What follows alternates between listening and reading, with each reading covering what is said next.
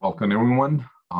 Legislative session is July 6th. Please join me to the pledge. I pledge allegiance to the flag of the United States of America and to the republic which stands one nation under God, indivisible, and liberty and justice for all. Thank you. I think Martha, please. Okay, Trustee Fritchie. Present. Trustee White. Present. Trustee Lopez. Here. Deputy Mayor Quesada. Present. Okay, we have mayor's and trustees announcements. Yeah, The mayor's here also. Yes, I was going to say. My apologies. And No, that's okay, just for the minutes. And then Deputy Mayor is going to run the meeting for the first few minutes. Thank sure. you. Mayor Levin, there you go. Thank you. Go ahead. Sorry, Martha. Go ahead, please. We have mayor's and trustees announcements. Not sure if anyone has any announcements. No. I just want to say thank you pretty much for the fireworks that were done here in the town. It was a great event as always. Thank you for the town. Thank you for the police department, OVAC, a lot of food trucks that were there. Fantastic event as always. I know it's been a while. So I just want to thank everyone that actually was part of this great event for our community here, for Austin within itself. So thank you for all the stuff that you guys did. And I don't think we have anything else, Martha, please. Okay, so we have next administrative reports, Village Manager Karen DeTore. Thank you very much. Tonight, I and along with Treasurer Dale Brennan will be providing the first half of 2022 project status update and budget update. So if Maddie can share the screen, I will take you through our project status. Yep, give me just 1 second here.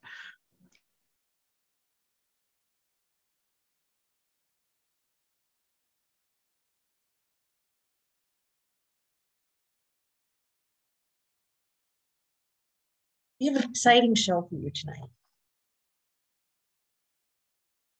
Jam-packed with lots of projects, lots of progress.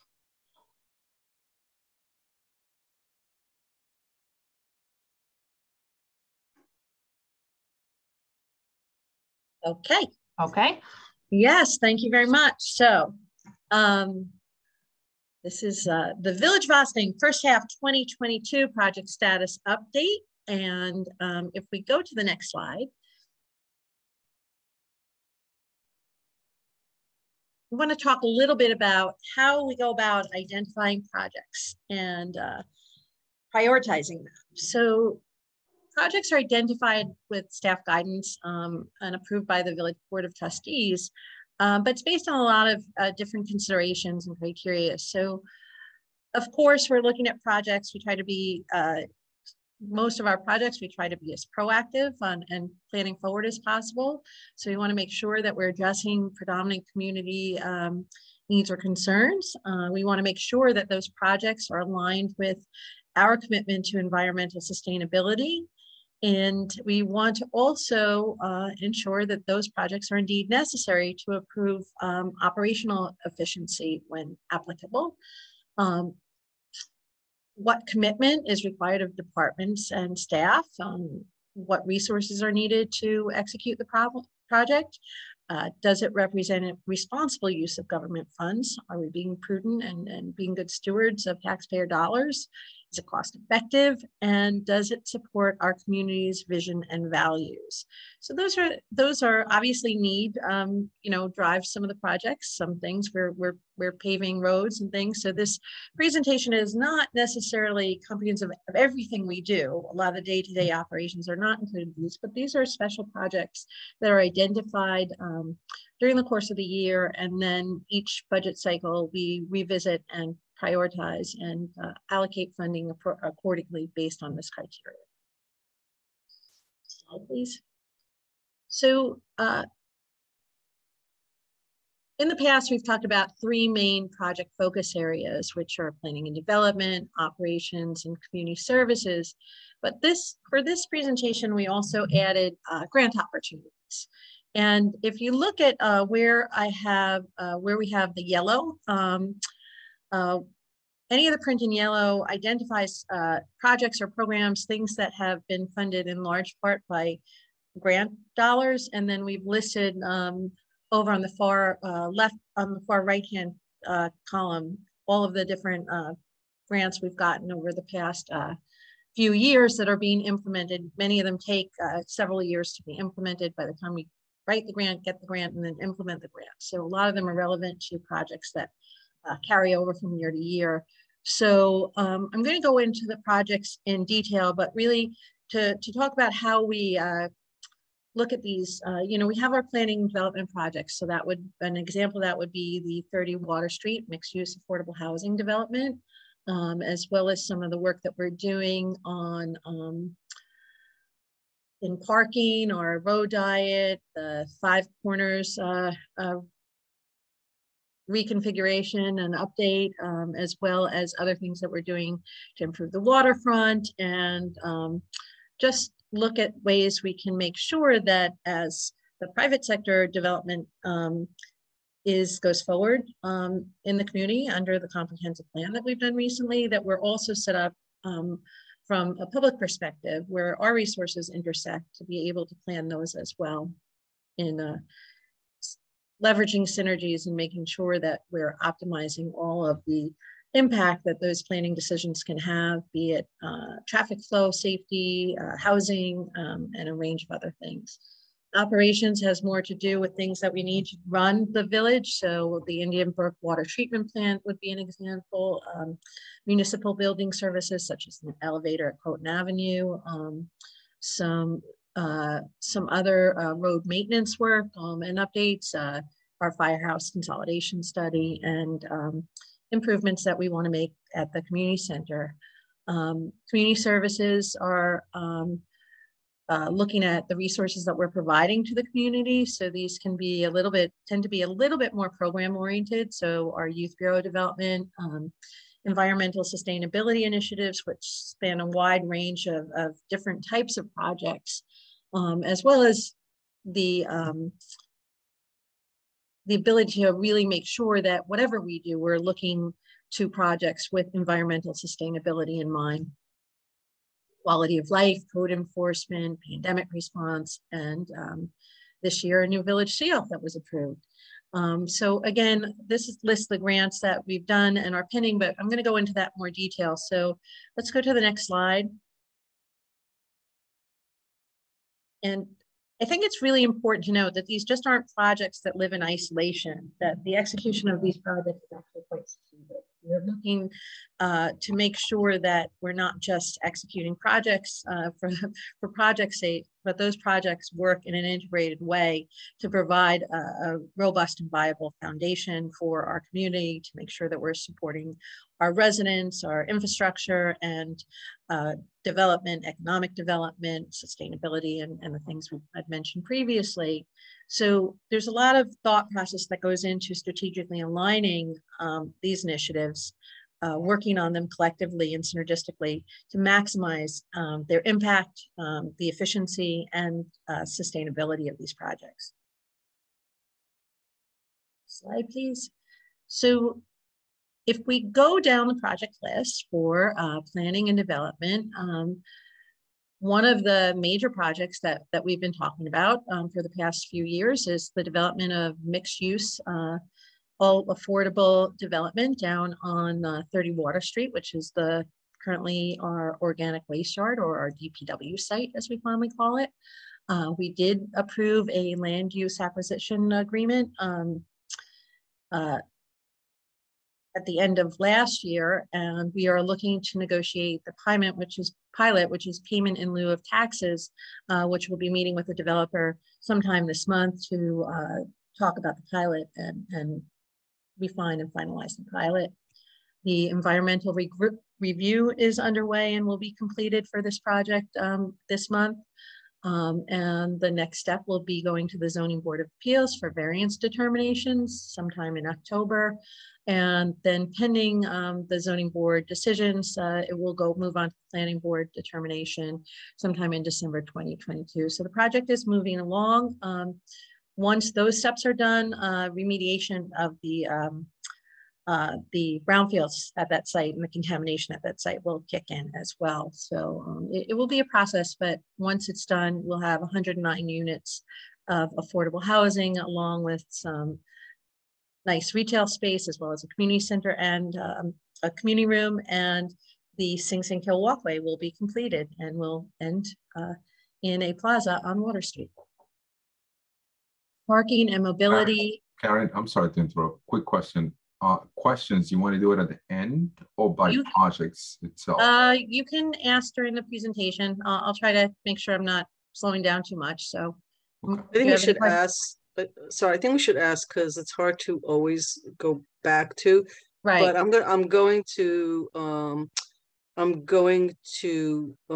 try to keep it really structured. Otherwise, we'll get stuck on one thing for 45 minutes. We have a really long agenda and executive session after this. That's going to be very long tonight. So I'm going to have to play a little bit of the stagehand here. But we should ask questions, make them quick, and we can table them to the end if they start getting to be bigger than a bread box. Okay. So thank you, Mayor. So I'm going to limit myself to one question per project, maybe, if I have any. So on 30 Water Street, if you could tell me how we are on schedule-wise. Is that on the schedule that we originally had previously before? I think that any development project is ambitious in the planning stage, and then the reality of planning sets in, but I wouldn't say that we are behind schedule. There's a lot that goes into this project. Stuart, I don't know if you have a comment on that. No, Karen, I think we're pretty close. They are already in the land use process. The brownfield applications are moving along. I know there are still, I believe, discussions going on with Con Ed, but those are just about at their end. We're not directly involved with those discussions, but we did sign an access agreement. And so to that extent, it is moving forward. But I know that it's 30 Water Street will be a topic of discussion at tomorrow night's planning board work session. So that will be, on the agenda there, and it will just keep going. So it's sort of going in different areas at the same time. We're working on an easement agreement, so a lot of things are moving, but there's definitely a move forward. It's not things are, not once we're in the land. Now we're in the land use process, and the discussions with Con Ed have gotten to a pretty serious point. I think you'll start seeing things, move at an even more rapid pace. Thank you. Parking and mobility has been a big topic of discussion over the last 2 years, and we launched the Passport Parking app in late April, thanks to Maddie and the police department and Stuart and the clerk's office. So we're very excited about that, and it is working well, and people are using it. So that's great. We will be coming back, to discuss the muni lot meter fees as we look to implement some of the recommendations from the Nelson Nygaard study and a board decision. We've talked about this in past work sessions.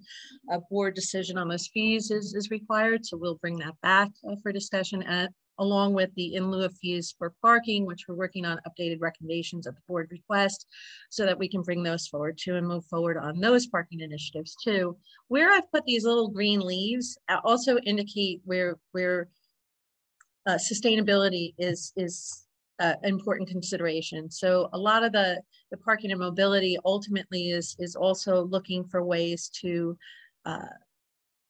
drive alternative modalities for transportation, walkability, things like that. So the Route 9 road diet study, while it's traffic calming and safety, it also adds a level of walkability and hopefully bikeability and you know, safer ways to get around town that aren't necessarily reliant on a car.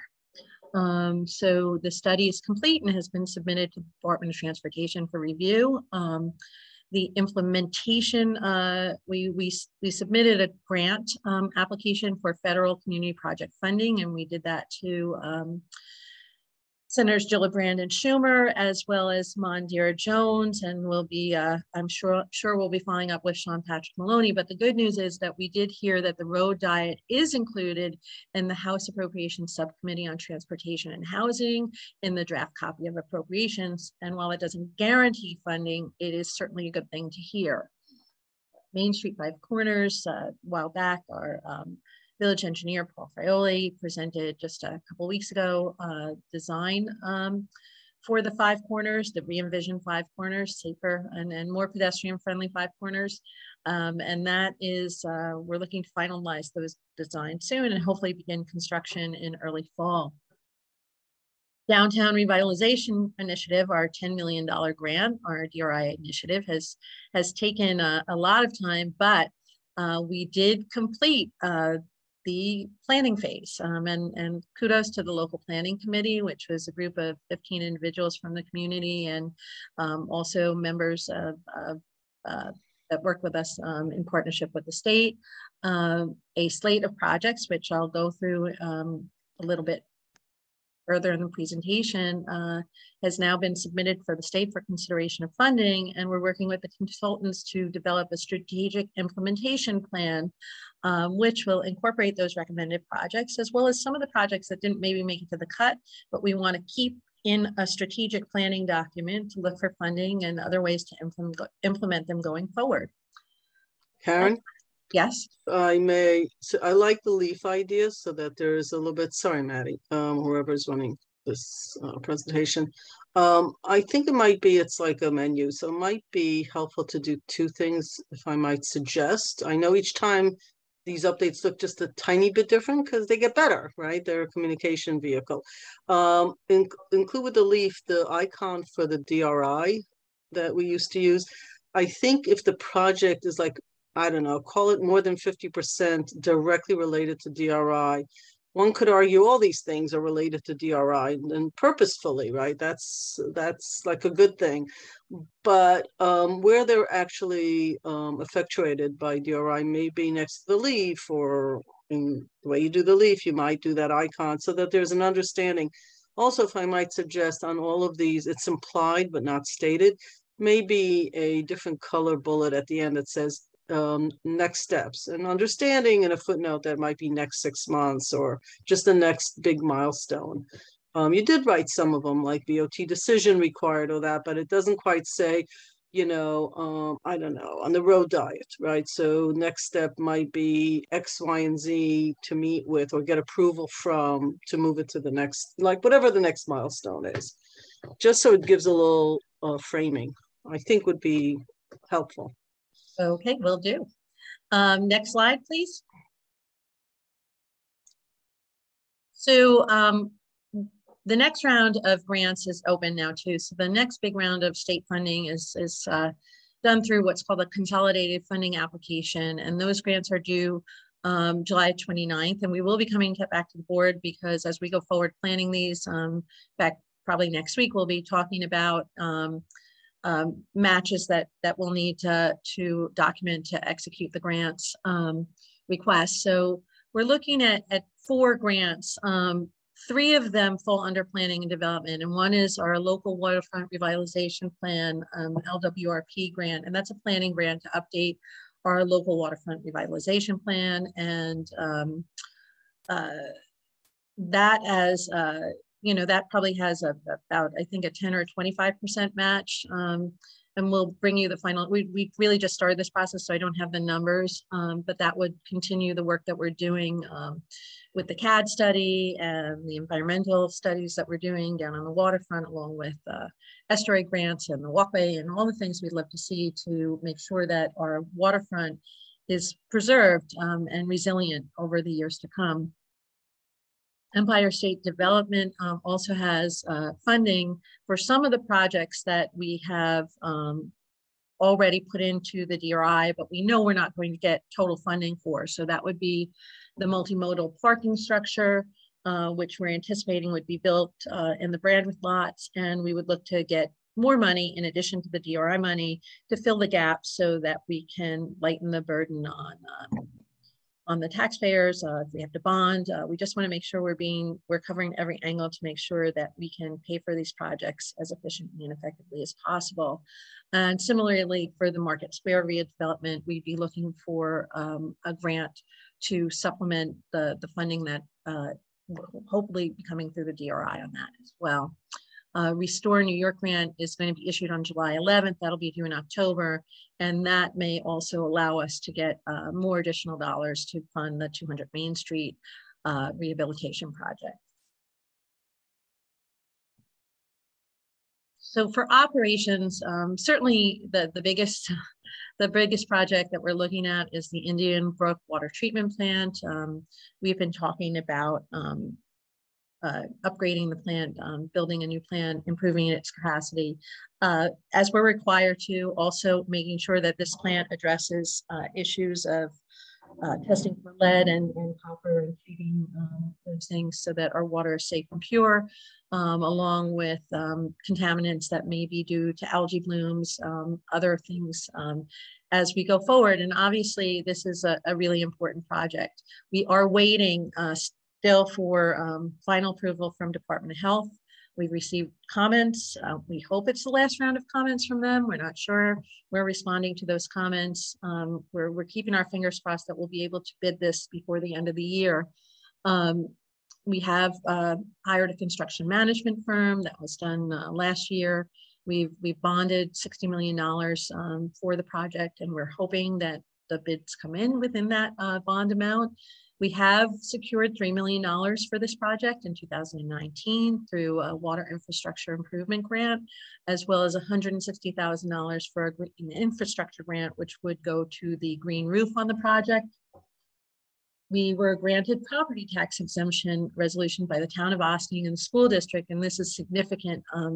That's going to save several $1 million over the life of the plant in property taxes that we would have otherwise had to pay.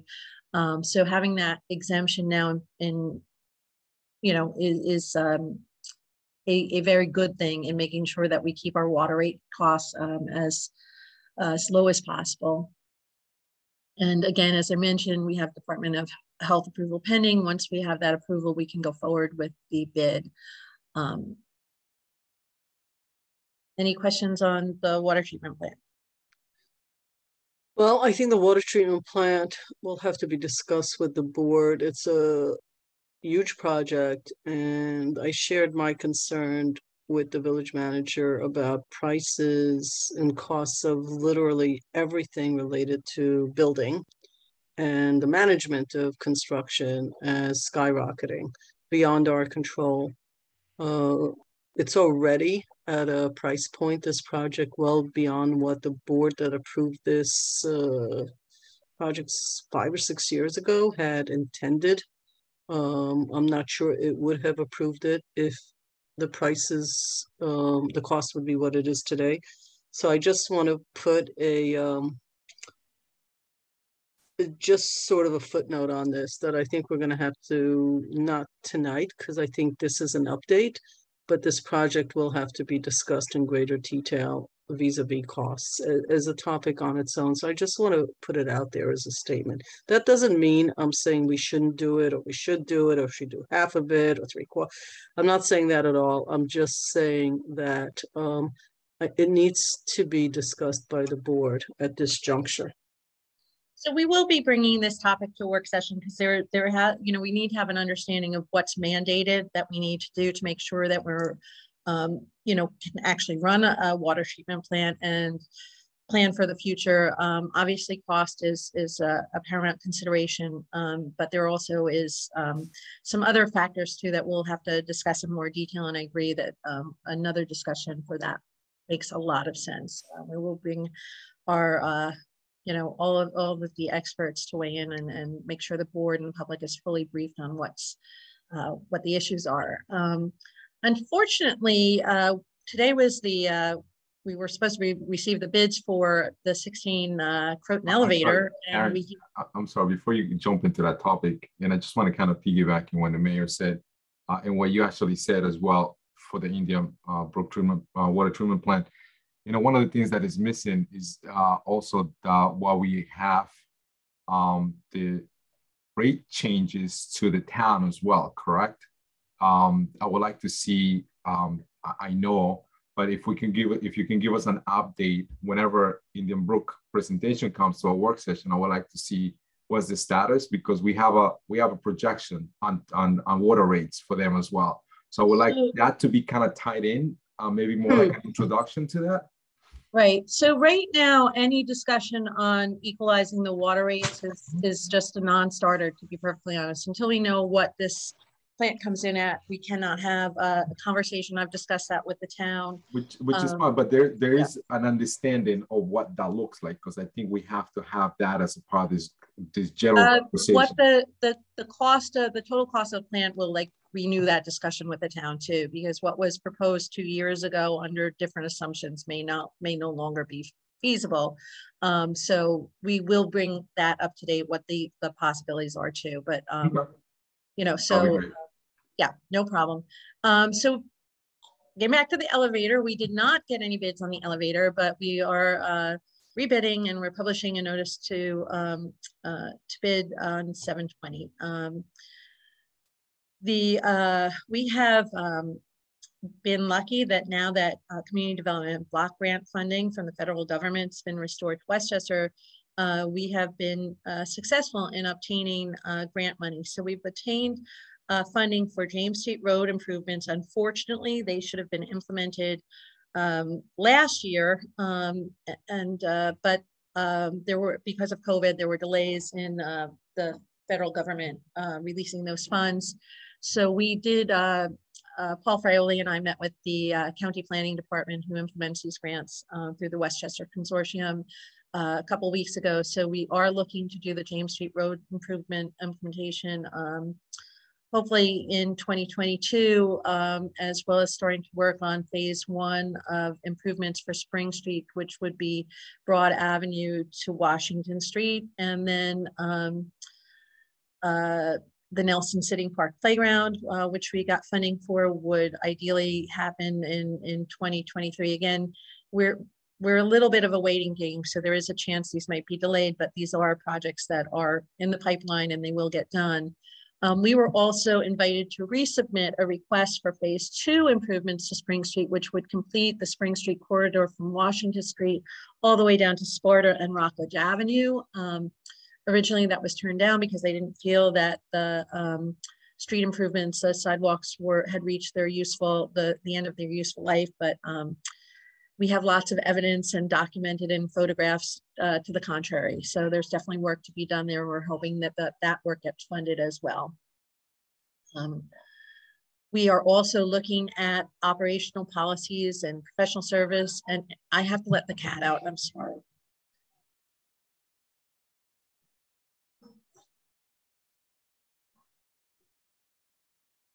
I apologize for that. Cat in the middle of their presentation.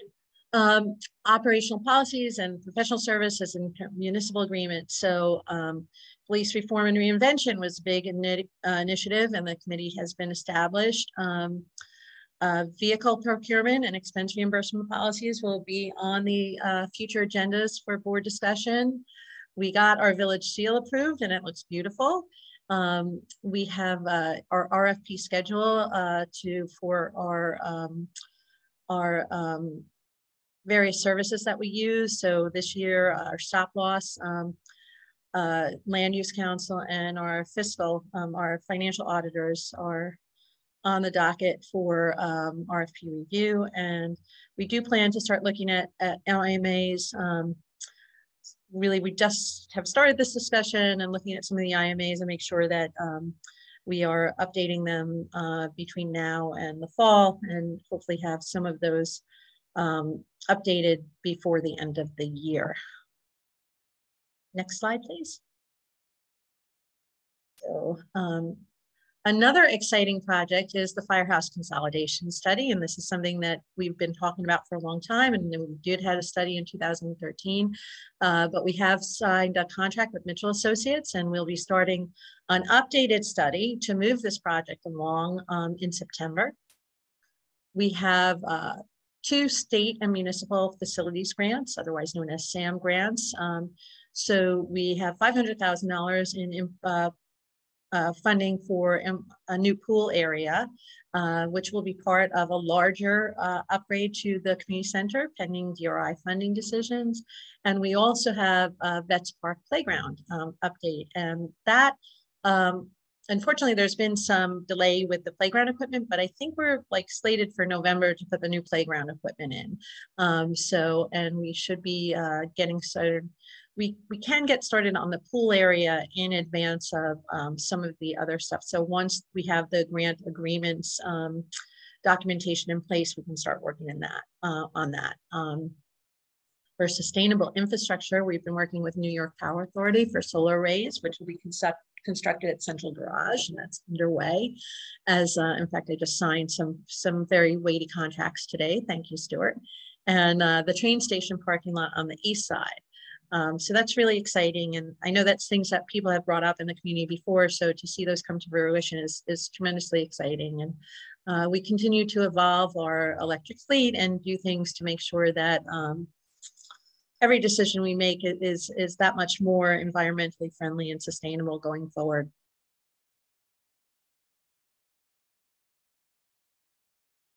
In terms of community services, I think the big headline for this year is the Youth Bureau. We have our Youth Advisory Board established, and they'll be having their second meeting. Our Youth Council development is in process, and that would be a group of youth that will also help guide and steward Youth Bureau activities. And we have programming underway, such as our Grandpas United program, leadership training, and capacity building, as well as other programs that Mike Garcia, our Youth Bureau Director, has been running. And now that we have the Youth Advisory Board in place, hopefully starting to gain more traction, more momentum on our Youth Bureau programming. From an environmental sustainability perspective, we're in the process of completing our NUIPAC waterfront grant, which we're doing in collaboration with the town of Ossining. And this is the second phase of the climate adaptive design program that we started with Cornell University and their landscape architecture students a few years ago. It's really looking at ways we can create designs that will make our waterfront more resilient through plantings and the way we look at our shoreline and look at things that, we can have if they get flooded, when the water recedes, we still maintain usable space. So it's an exciting and really interesting project. And we've got a lot of community involvement around that. So it's a really great project to be working with the town on. Our urban forestry grant, our trees were planted. We had very few, we did lose a few, but we had them under warranty. They'll be replaced. And we're working with the EAC to create signage that will talk about the trees and be an educational component of our tree program. And Project Mover, which is our e-bike alternative mobility project, is the presentation to NYSERDA, Maddie, is this month, right? Do you have the date? July 18th. So keep your fingers crossed, because we'll be presenting, and we are one of the contenders for this $7 million grant that would provide us with, good amount of money to improve our e-bike and alternative mobility infrastructure within the village of Ossining. In terms of quality of life, we are looking at ways to update and streamline and clean up our codes, our zoning codes, so that we can make sure that both enforcement and the ability for people to do things in a way that's compliant is easier for them to do, thus fostering greater compliance in the area of building. Our code enforcement task force has been successful for forging a new way to work collaboratively with an interdepartmental approach to addressing building code and sanitation violations. We have a closer working relationship between the sanitation department and our code enforcement officials, and that has helped us to address certain issues and address them more effectively, and also have more eyes in the village, knowing who to call and when to call on certain issues that come up in areas, quality of life areas of concern. And Saturday code enforcement schedule is now in place, and we have Christina, a bilingual code enforcement officer, who's been really doing a great job on Saturdays. And we find that there's a lot going on Saturdays, so it's good to have somebody on staff. COVID-19 response, I'd like to say we were done with COVID, but we're not. So we do continue with ongoing efforts to ensure resident and staff safety and compliance. We have applied and received funding through the American Rescue Plan Act, ARPA. So we'll be looking at a total of $2.5 million for 21 and 22 from those funds. Next slide, please. So grant opportunities. We have a lot of grants, which is good. But it is important to make sure that those grants are doing things that we were building on and doing, and making sure that we're using them strategically and not overly opportunistically. So we have, you can see, we're not charting this for growth, but rather, some years, obviously 2021 was a big year for grants, because technically that was when we didn't actually receive the $10 million. Most of these are reimbursement grants. But that was when we were told of that award. So we will be receiving that money through the different projects that are funded through the DRI. I went through most of these grants, and this is really just illustrative, so you can sort of get an idea of how they're spread out over these 5 years. We will be looking at FEMA. We're hoping to get for various storms, SAIS and the first one's escaping me, but funding for some of the damages that we had. Ideally, we're very hopeful about Project Mover, as well as money for the Route 9 road diet. Youth Bureau programs, we are getting funding from, I've consolidated those, but those are really representative of a couple of different funding streams for various different programs. And we as we go forward, we look to make sure that as we're doing projects that are needed in the community, that we're exploring all the options we have to make sure that those are funded as effectively as possible. So specifically for the DRI and the breakdown, the DRI process took 6 months, and it went very quickly. We started with a much longer list of projects, and the local planning committee narrowed these projects down with input from the community and with analysis with assistance from the state and our consultants. So we presented a slate of projects that totals a little over $13 million. The state is in the process of evaluating these projects. The reason they asked for more than the $10 million that they're ultimately going to fund is because some may drop out during the course, because they're going to be doing a lot of due diligence on the projects and the viability of the projects long term. But for the most part, we're really, really happy with the slate. And even when things don't get funded, these projects are now going to be incorporated in our strategic plan, as well as they're, the state's aware of them too. So as we look at other funding opportunities, the likelihood that we can get support for something that's in our plan through the DRI is much greater than it would have been without the DRI. So next slide, we'll just want to take you through quickly the projects that were submitted to the state. And overwhelmingly, I think the transformation of the community center was, got tremendous widespread support, and we'll be requesting $2.5 million for that project. We estimate the total project cost, and this does include the pool area, would be about $6.1 million. So keep in mind that of that $6.1 million that we're estimating, we also have another $500,000 coming from Sandy Gale. So right now we are asking for 2.5. We've received $500,000 from the SAM grant, and we'll be looking for CFA funding to help close the gap on this too.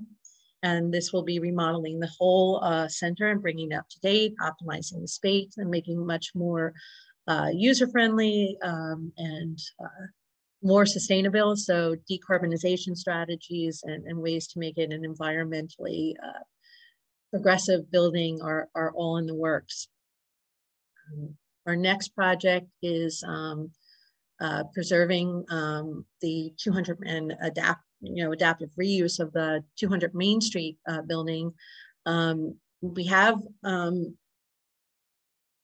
We did issue an RFP. We did not get responses on this. It's a little bit tricky because we still have some issues that we have to work through with parking and it's a fabulous space, but you have to have the right, it really takes the right person to turn it into something even more fabulous for use. I will say that we do continue to have interest, so I'm hopeful that as we go forward, and people are more and more aware of what's going on in Austin and the fact that we are addressing issues such as parking and things aren't going to be issues and impediments to this building, that we'll be able to secure a good owner in the future.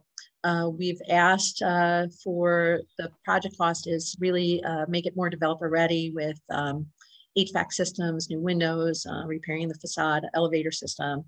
And we estimate that to be about little over $1.5 million. And that is what we've asked for that building. It's also widely supported by the community, as was the expansion and enhancement of the Market Square area. So this would really take the space that we're using right now and just make it even nicer and more receptive to events, to farmers markets, to pop-up shops, to music, to performances, and just optimizing that space and beautifying it.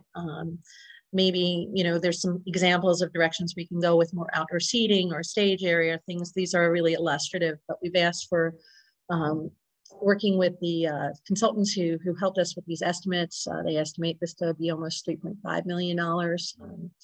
Obviously, the final design would influence this a lot. So we have requested $2 million for that, and we'll likely be looking for CFA funding for some gap funding for that as well. But to make all the stuff really come, we have to do, we start taking away parking, we have to add parking somewhere else. So a multimodal transportation center is planned to facilitate the development of the downtown in the Brandreth parking area. So not only would it provide parking, we'd make sure that it had electric charging stations, solar roof, and also a good way to make sure that people are using bikes and e-bikes, because this parking lot, as you know, abuts right up to the Croton Aqueduct. So what a great place for a e-bike rental. So you can drive in and ride when you're visiting Austin, or you can walk down and ride when you want to take a ride along the aqueduct. So this is an expensive project. We asked for $3 million. The total cost is $11.7 million. So we will be looking for gap funding for this too, to make sure that we can effectively do this.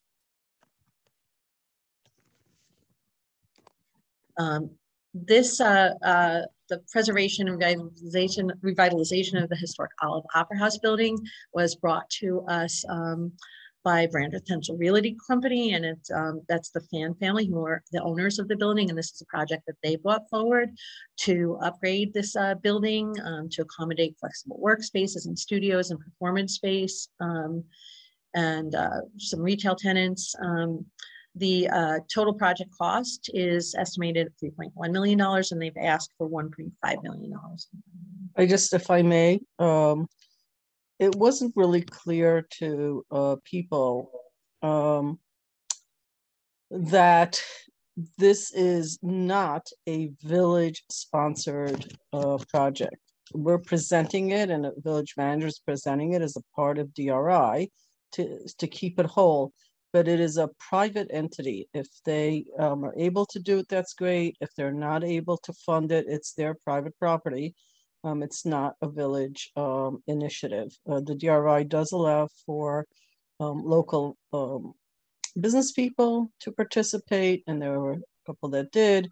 It allows some nonprofits to participate, and some did. So I just want to make it clear when it says sponsor on here, and just for the record, it is in our presentation, but the village is not involved in this project per se. And when it says the funding request, it's the same as us.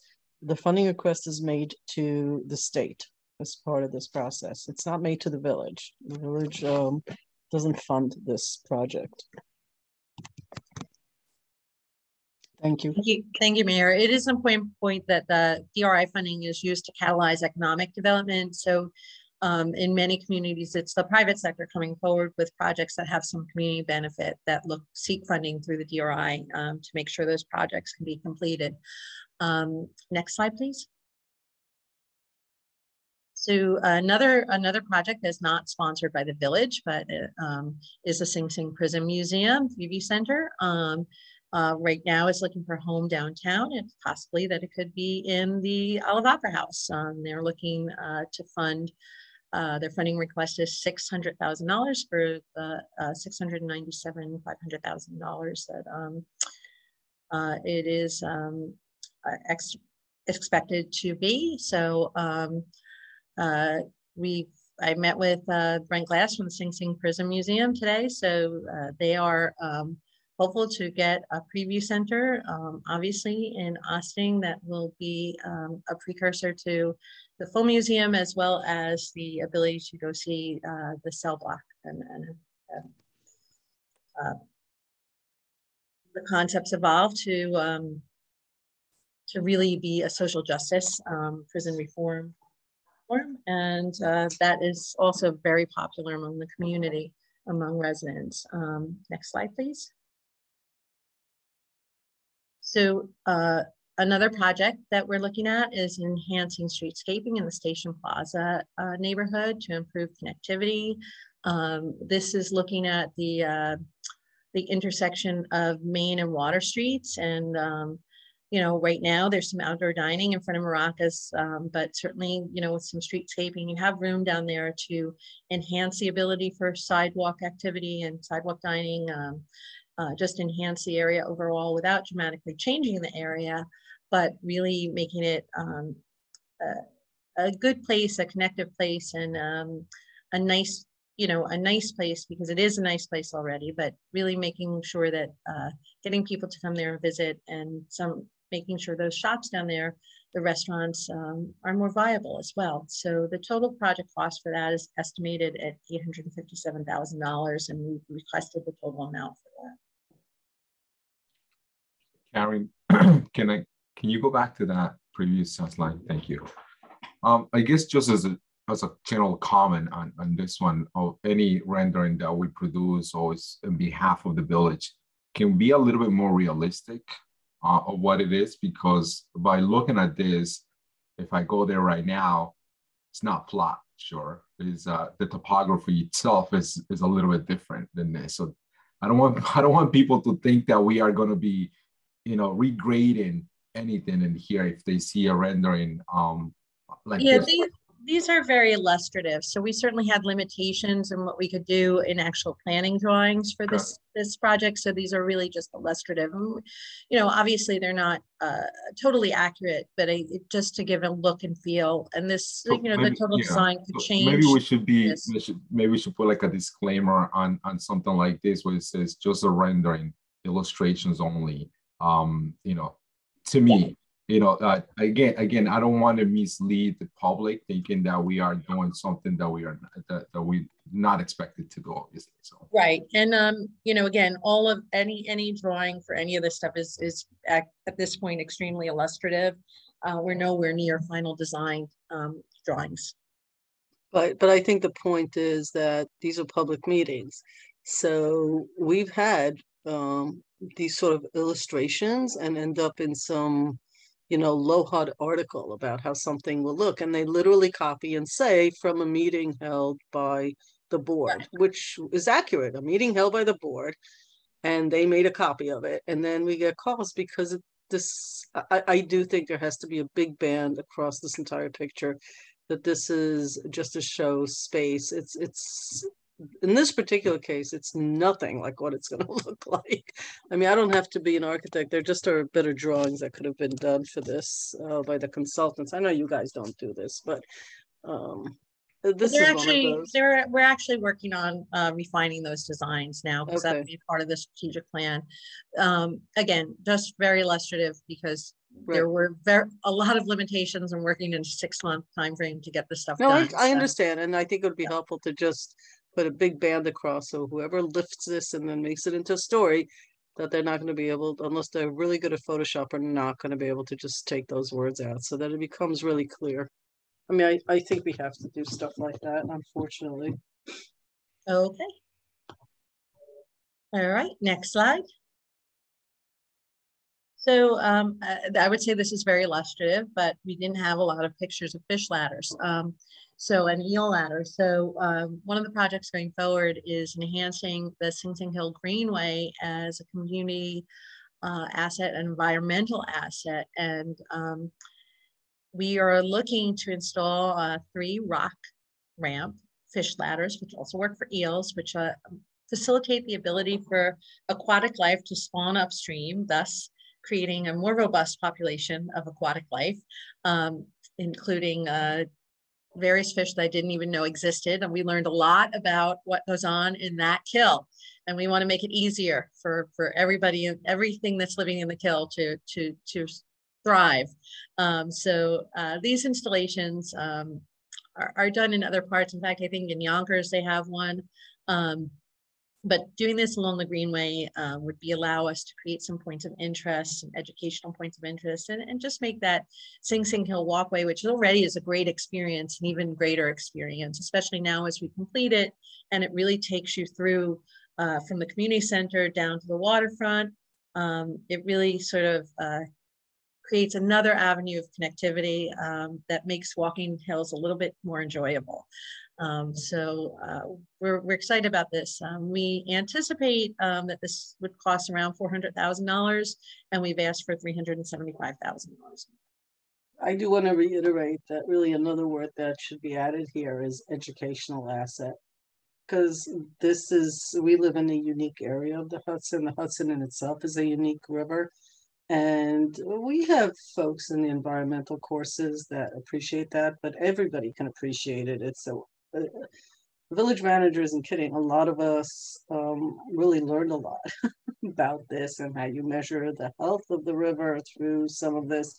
But it's a real education asset for the kids in school of all ages, camp, bring people from outside of Boston to look at this in the area and learn from it. And I actually think, to me, that was the most important part of this, is the education value that you otherwise don't actually get unless you just go and look at, a video of it. But here it's live and real. Yeah. So I would actually add that. I don't know if you can, because I think these are categories, but I would add that in there. Yeah, no, I think that's absolutely right. So thank you for that.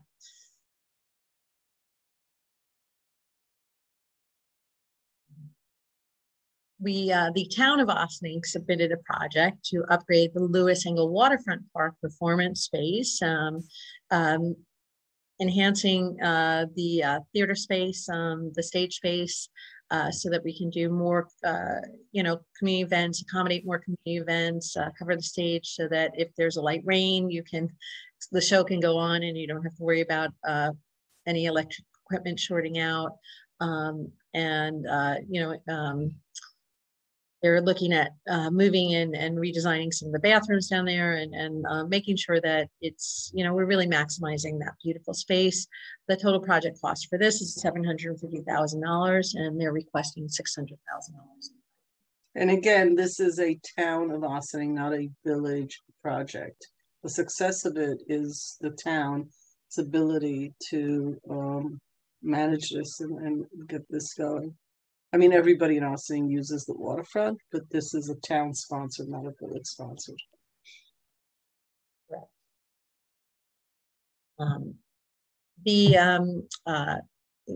This year, because of COVID, there was no DRI award in 2020.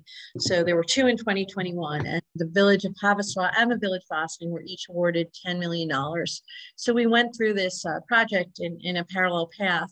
But one of the things that was important to the state, but I think also important to our communities, is really increased activity on the waterfront, our mutual waterfronts and the waterway. And we are looking at a pilot project that would be implemented by both Haverstraw and Ossining to run the ferry service on the weekend during the warmer months. So we, spring through fall, and that would allow people to travel back and forth between the communities. People coming from Haverstraw have a way to get to the city and points north on Metro North during the on the weekends for various events, as well as visit Ossining and vice versa. And on the receiving end in Haverstraw, they are looking at rideshare programs and other things that you can do once you get there so that you can travel around that area too. The total cost of that project, which would be shared by both Haverstraw and Ossining, is $255,000. And Ossining's DRI funding request is $100,000, as is Haverstraw's. So I just want to clarify on that one, because I did get questions. We're not expanding that infrastructure. No, it's literally, it all exists. No, I know that you know it. Yeah. I'm just stating it for everybody. Oh, okay, else. I'm sorry, yeah. That this is really more of a pilot between the two communities.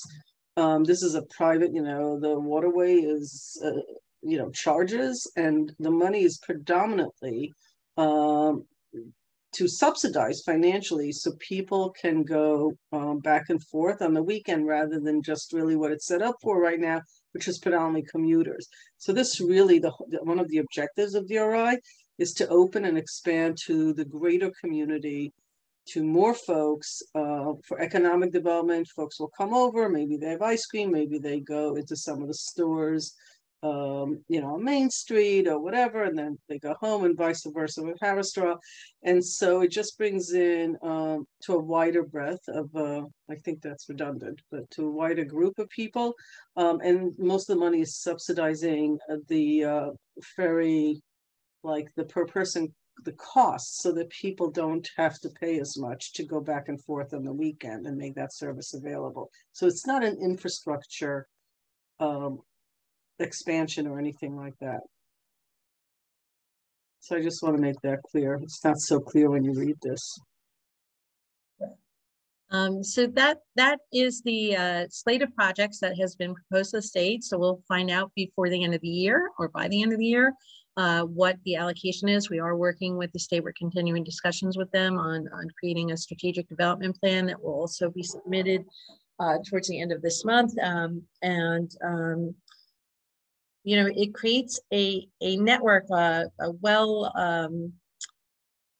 loop of projects that take you from the community center down Main Street to the waterfront and back up again, really making sure that you're experiencing the downtown and all of its assets, and we're maximizing those assets. And it's our hope and what's born in other communities. This funding also catalyzes funding and interest in other parts of the community as well. So this really truly is, no pun intended, an all boats rise effort.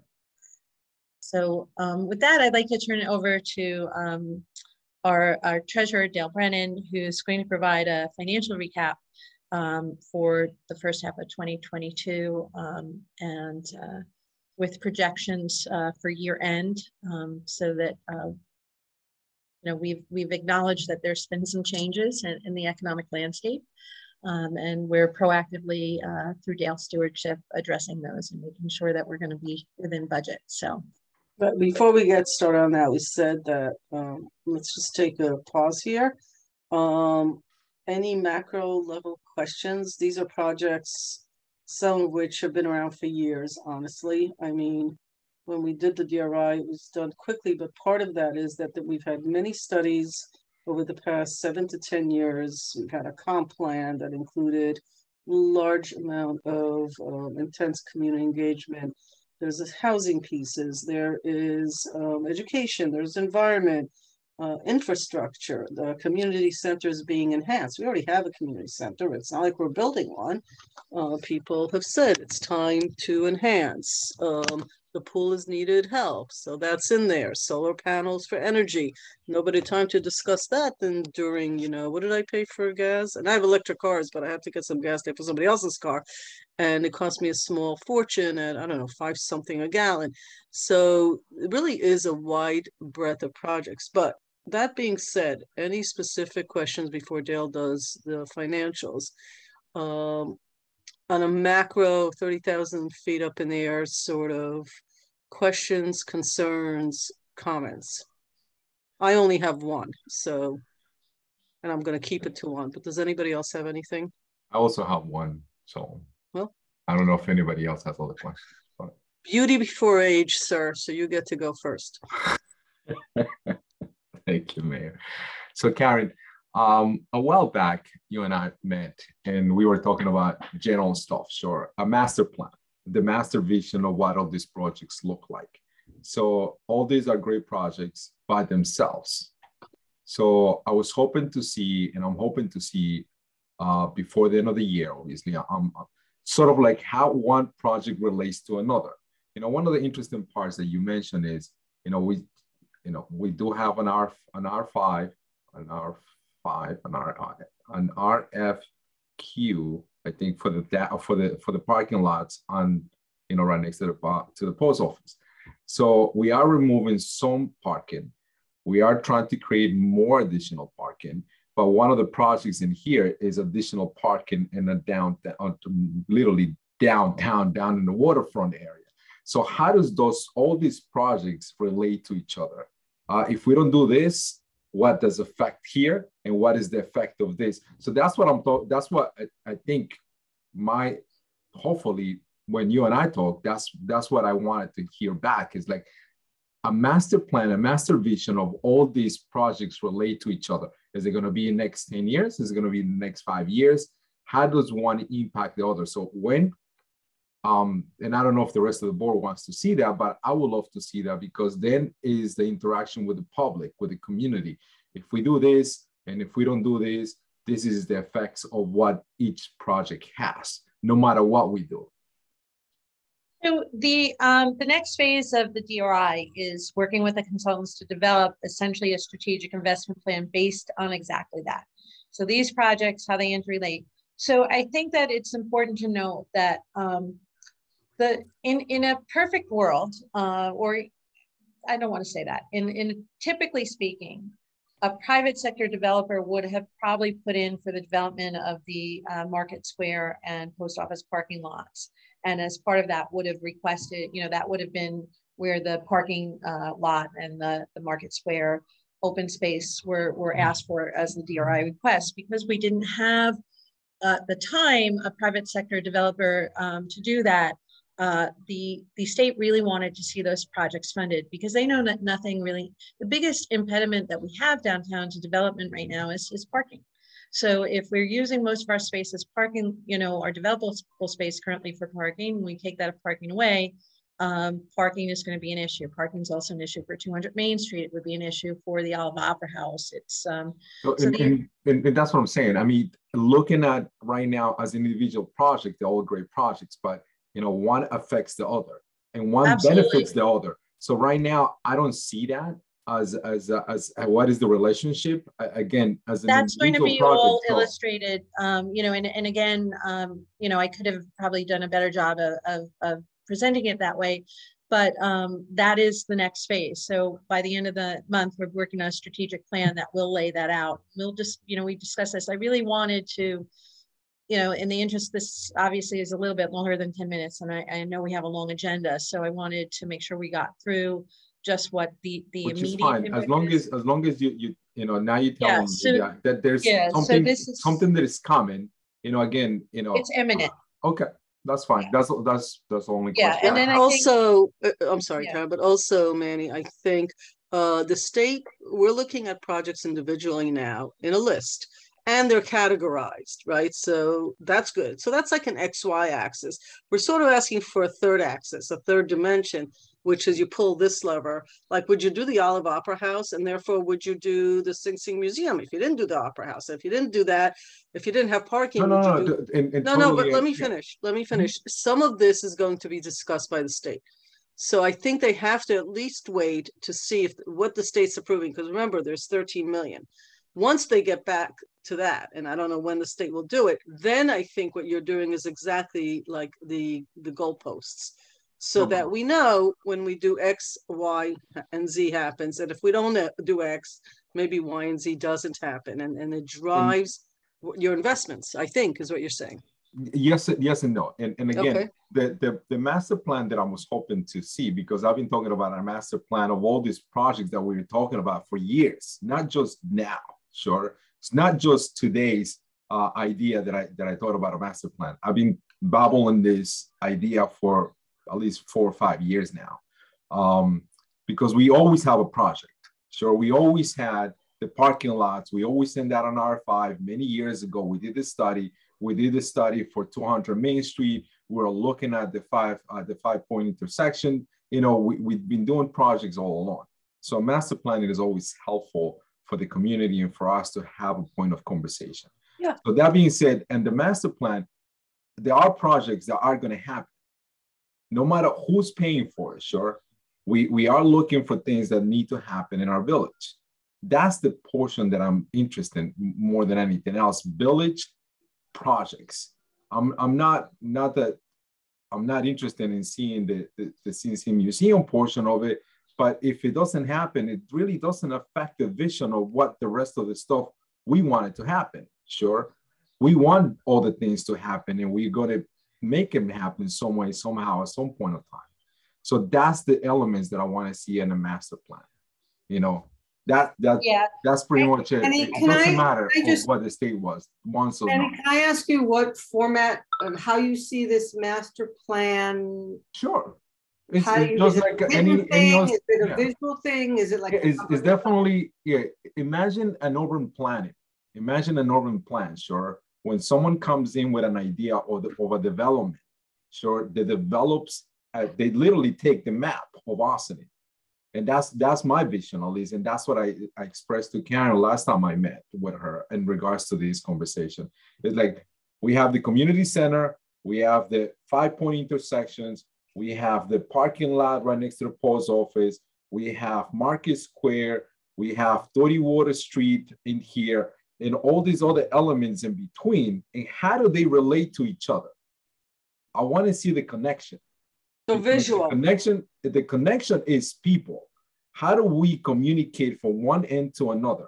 And then how do we communicate? You know, we talked about streetscapes and the connectivity between Corona Avenue that a lot of people businesses always complain, you know, that pretty much we don't do anything for them. And then we say, but we are trying to get. So how do the connectivity in between those elements, how do we accomplish that? So I want to just put a pause here, because that is really a slightly different presentation and a slightly different topic. I agree. So in the interest of just moving forward, you know, with the specific, just for the board and the public, the next step is a strategic development plan that does that for the DRI boundary area. You know, if we want to start looking at it, you know, the master plan that would have to involve, you know, plans for, you know, that would take what we've done in the comprehensive plan and everything else is just bringing that to a different level. It's a different exercise, would take different timing and resources. Karen, you know. I totally agree with that. But if we have plan, I guess if I want to segment it, sure, we have this portion of the master plan, and then we only have to work on this other portion of the master plan. Yeah. So we just have to connect both of them at some point of time. So if we can get one at least for now, I think the other one will have to follow no matter what, because it's just, I think that's what we've been talking about for years. I just have to I think when we have that conversation, need to be crystal clear on everybody's interpretation of a master plan. It's sort of a broad issue, but that's for another day. I think that with that, we'll transition to I only had fiscal one well-being. Yeah, I only had one. No, that's okay. So my number one concern, this number and magnitude of each of these projects, and I've said this before, on any given day, a village of our side, 2 or 3 of those projects would be all we would do in the next 3 years. They're huge projects, huge. And, I read about other municipalities, they put together, a new cafe in a community center, and that makes the news for 3-month cycle. This is a lot of stuff, all of this, and the DRI is on top of it. So my only question is, I need to understand staffing resources, because on the current staff that we have 3 segments here. We've got day-to-day business. People want to put a new deck. They want to fix their patio. They want to put new extension. They want to take something down. The 80% of village business is the day-to-day operations. It could be 90%. A storm hits, all sorts of stuff happens. Same people take care of that as we're expecting to take care of these other major initiatives. And the 10 or so initiatives of that we're seeing in the DRI, and even though the Olive Opera House and Sing Sing Museum rolled into one is not sponsored by the village, it will stop traffic in the 5-way intersection because that's where it sits.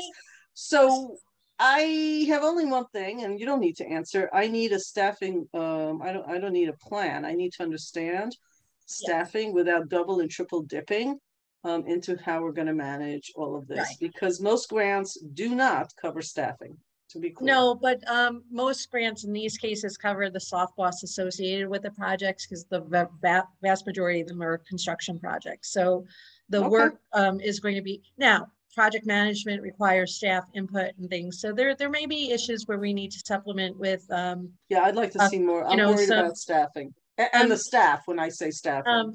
When we get to the point where we actually know what the projects are, I think we'll be in a much better position to address that fully. But typically, once a project's going, the vast majority of work is going to be handled by professionals, services, and construction management. The project management overall, I think we're in a good space, but we probably might, we probably would need to consider in some aspects of this, some supplemental consulting services project-based for a short time. Okay. For the duration of the project. Yeah, I don't need it. I'm just telling you, I'd like to see. Yeah, no, I'm just, it's something we obviously think about, but when we know what the full array of projects and timing of everything is, we'll be in a better. So I guess we're going to go to Dale with the financials. Great. Thank you, Village Manager DeTore, Village Mayor, and Village Board. Maddie is going to bring up the presentation. Thank you. So this is our mid-year review of our village finances. We could go to the next slide. So this slide is just a recap of what the board is very familiar with. This is the adopted budget for 2022. We will soon be working on our 2023 village budget.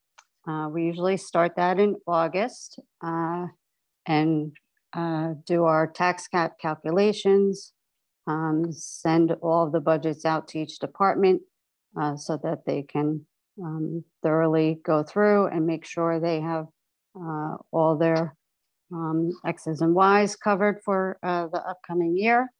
And then we go to do our meetings with the village manager to file the tentative budget, and then our ever-intensive meetings with the village board to develop a balanced budget. So where we ended last year, we had a flat tax rate, so it remained at 10.4833. We did not exceed the tax cap. We were actually, I believe, $134,000 under the tax cap, and had a 5% water sewer rate increase for those funds. And I welcome questions during the presentation, please. We want to go to the next slide. We will be having an auditor presentation of our 2021 as soon as our audit is finalized. It's currently in the draft stage, but here's just a quick snapshot of where we ended the 2021 year. So as you can see for fund balance, so these are amounts that went back to each fund at year end 2021 as a fund balance amount that wasn't allocated or needing to be in reserve for any one item. So the general fund balance increased about $2.5 million. The water fund balance increased a little over $1 million, and the sewer fund was up about $280,000 at year end.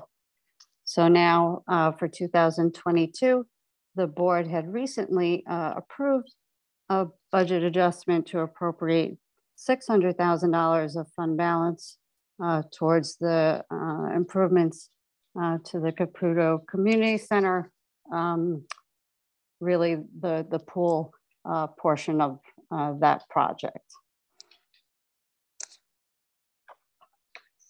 So if we go to the next slide, this is really a snapshot of our revenues, where we are currently, the budget, the amount per budget that has been received, and my conservative estimates for year end. So there are some notes in there for each of these lines. The majority of the lines are going to either hit budget or exceed their revenue budget, which is great. There are a couple areas that I feel are not going to reach our budget amount, like our parking station tag revenue is still down. Interest earnings, I think, are going to bolster up because we are seeing those rate increases. Our justice court revenues should exceed our budget amount, and our first half mortgage tax that came in has already exceeded our original budget amount by $35,000. To date, we've received 81% of our revenue budget outside of the use of fund balance. And I'm projecting that at year end, without taking in that usage of fund balance, that we will put about $500,000 back to fund balance once we close the year for revenues. Any questions? So the next slide is a snapshot of our full budget. And so these allocations where it says general government, public safety, transportation, these are functions that the Office of the State Controller has as guidelines in their uniform system of accounts, so that if you go to compare basically one local government against another one, we all have the same functions, and you're able to see. To date, we've expended $16,601,320 of our current modified budget of $40 million. So we've expended about 41% of total budget. And this does have the 3-year comparison, which gets a little tough with COVID interacting along the years of 2020 and 2021. According to this chart, this public safety, the bars look very close. So I think the numbers are just a little, I don't understand. So is that, am I reading this, the public safety, the expenditures are basically the same all 3 years? Yes, Okay. they are extraordinarily close. So they are very consistent. In that, public safety is the police department, the civilian police, and the building department. And with the current contract, not settled at this point, that's part of the reason why the amounts are staying relatively close from year to year. Right, because once a contract is set off, it goes for more money. These things will change, even retroactively, if that's the way the contract is done. Right. If it's the way it's done. Yes, depending on how it's done and depending how we book the accrual,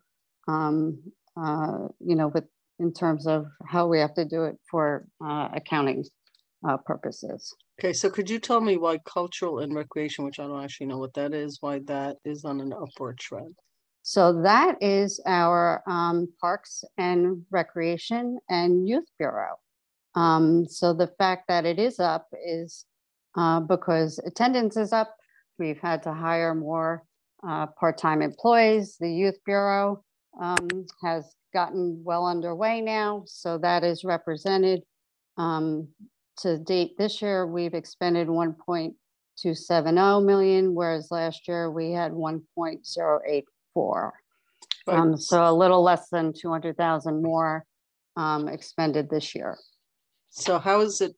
That makes a lot of sense to me. Thank you. But so why does general government actually go down? Even if you take COVID into account for 21, what would be the reason for general government to be down for the past 3 years? That's a great question. So for general government, we did do some allocation changes for salaries that started in 2020 when we were getting an additional amount for sales tax and had a global overlook of how salaries were allocated across funds. Mostly they are employees in the general government, especially like the finance office, because we do work for water and sewer as well as the general fund. So in reevaluating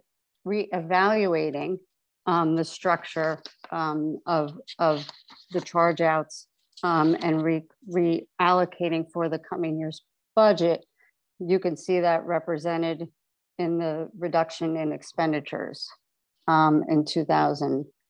So not so much a reduction, but a reallocation. Yes. Mm-hmm. It'll show up somewhere else. Yes. So I appreciate that. That should be actually a footnote when you label things and reallocate things differently, so that there's a change. It's no longer an apples to apples. So that's sort of interesting. And could you remind me, and I should know this, God knows for all these years, where do all the retiree costs go? They actually go to the fund that they were allocated to at the point that they retired. Oh, so okay. They are going to be in your employee benefit slide, basically, which I think is the last slide. But they are they're going to be grouped in there because essentially it's the Medicare B premium reimbursements or health costs or anything of that nature. Okay, thank you. Sure, thank you. Thanks, Dale.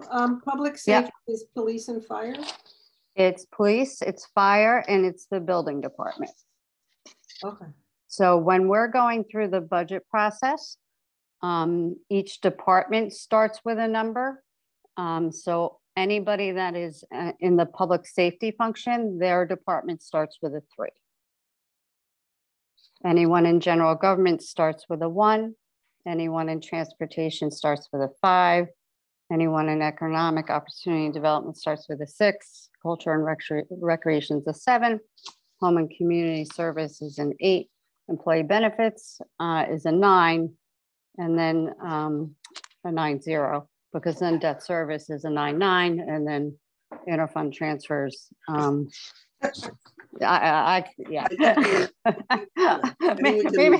that's TMI. So the building department is under public safety because they're responsible for code enforcement? Or- Their Yeah. function is considered, yes, public safety. Okay. See, I just learned something. Yeah, Great. All right. thank you. All right, so if we go to the next slide, and this is kind of where I did address the salary reallocations between funds, because to me, when I was looking at the 2021 budget versus the 2022 budget, you know, it wasn't that, you know, we're spending more or hired more employees. We actually stayed status quo, but because we went back and did a global look-see at salary allocations, it did change the distribution between the funds. But we are within or under budget for the finance department. Okay. So the next slide is our fabulous police department. They are within or under budget, except as expected, unfortunately, for our fuel lines. And I want to just bring forward now, because I would like to come to the board at the work session next week with a proposed budget adjustment to cover all of our gasoline, diesel, and heat budget lines, which I've done projections on to year end, and I'd like to do a budget adjustment to cover those projections now, so that we are covered for the Good fiscal idea. year. Okay, great. I don't know, does it have to be the next work session? It does not.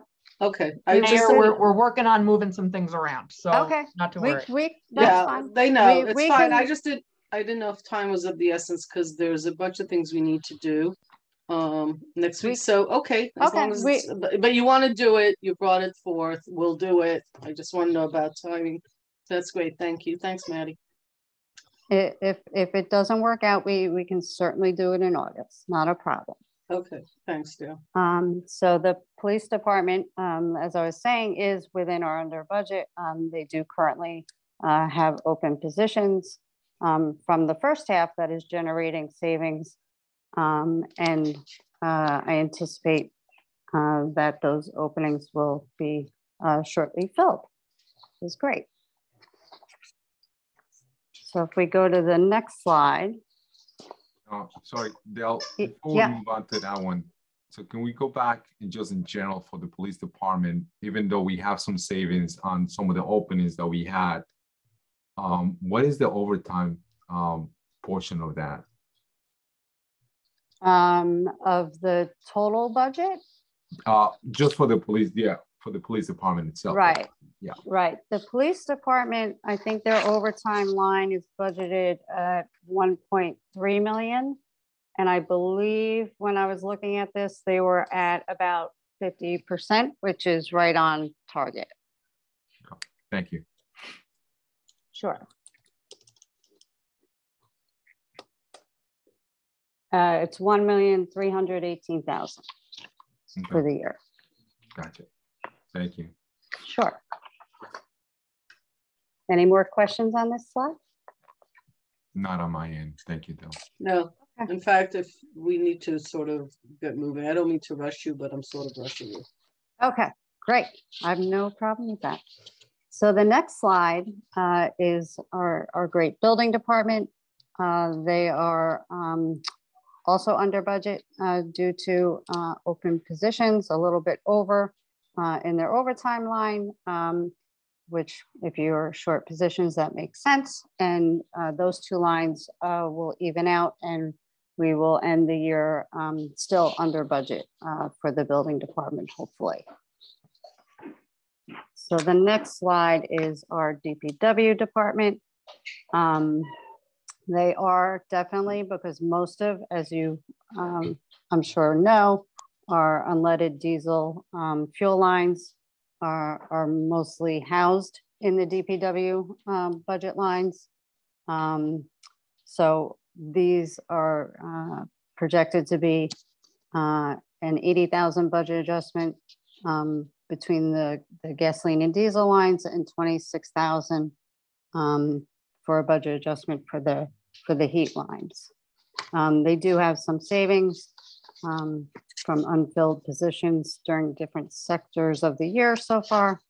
So I think they, outside of the fuel lines, that the rest of their budget lines are looking pretty stable. So the next slide is our Park and Recreation department.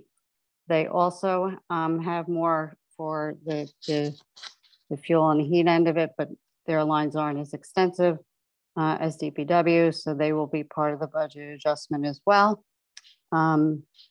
With Parks and Recreation, typically if their expenses go up or over budget, it's usually for part-time staff, and it's that part-time staff to run a program. So while you might see an expense go up, very much often of the time there is an increased revenue that goes up hand in hand as well. So for the camp revenues, we budgeted, I think, 285,000, and I think received an additional 17,000 over our revenue budget amount. So we might have increased part-time costs because we had to hire more people because of increased attendance, but it washes itself out. And then the next slide is our employee benefits. So we are definitely below budget at this point, primarily due to open positions reducing costs. So I'm anticipating we will end the year with at least, being on budget, if not under, for 2022. Okay, any other questions? Thank you, Dale. Super. I'm so happy that we started a quarterly review, and this is sort of the semi-annual review, covered a lot of space.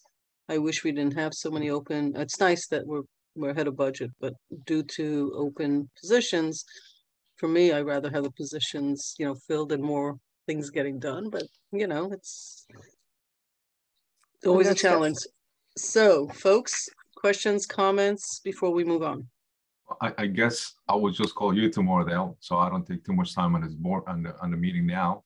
Just go over my questions. So Mayor, no, I don't have any questions. Okay. So Martha, thank you again, Dale. Thank you very much. Corporation Counsel Stuart Kahan. Thank you, Martha. Good evening, folks. It's often said that you should never follow animal acts or children acts. I would add to that the village manager and the treasurer's semi-annual reports. It's like feeling like a pair of brown shoes in a field of tuxedos. But on tonight's agenda, we are presenting to the board a couple of adoptions of local laws. The first dealing with video conferencing, which we've discussed, and that will also have an associated resolution dealing with the procedures for video conferencing that will, if adopted, be posted on the website. We'll also be adopting a proposed local law relating to an amendment to our community choice aggregation relating to solar credits, which we've discussed before, and a license agreement with regard to 85 Narragansett. And finally, we're pleased there'll be appointments to the Civilian Police Complaint Review Board. Sort of a slight reverse. What we're doing is our alternate member is going to become a full member, and our current full member, Mr. Poyo, will become an alternate member, but both will be reappointed for 2 years. And we're pleased about that, to have both of them continuing with the CPCRB as it goes forward. Thank you, Mayor, and thank you, Board. Okay, Police Chief Kevin Sylvester. Good evening.